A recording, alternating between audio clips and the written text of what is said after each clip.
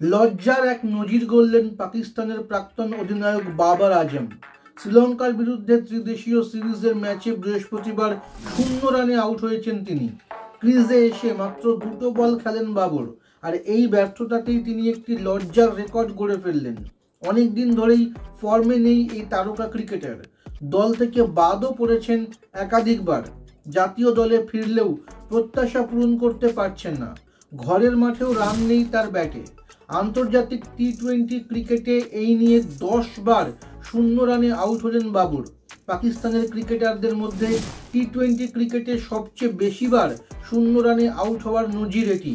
আপনার নিজের জন্য বা নিজের ব্যবসার জন্য পার্সোনাল বা বিজনেস ওয়েবসাইট তৈরি করতে চান, অথবা তৈরি করতে চান আধুনিক মোবাইল অ্যাপ, কোথায় যোগাযোগ করবেন, কিভাবে শুরু করবেন বুঝতে পারছেন না? যোগাযোগ করুন নিচে দেওয়া ফোন নাম্বারে। আপনার সমস্ত প্রশ্নের উত্তর পাবেন এখানেই। বাবরের এমন ব্যর্থতার দিনে হারতে হয়েছে পাকিস্তানকেও। প্রথমে ব্যাট করে শ্রীলঙ্কা 5 উইকেটে 184 রান করে। জবাবে ব্যাট করতে নেমে পাকিস্তানের ইনিংস শেষ হয় 7 উইকেটে 178 রানে। অধিনায়ক সলমান আলী আগা 63 রানের অপরাজিত ইনিংস খেললেও দলকে জেতাতে পারেননি। শ্রীলঙ্কার দুষ্মন্ত চামিরা একাই 4 উইকেট নেন। বাবর আজমের এই পারফরমেন্স কি দলে তার জায়গা নিয়ে প্রশ্ন তুলবে? তার কি এখন বিশ্রাম নেওয়া উচিত? আপনারা কি মনে করেন? কমেন্ট করে জানান।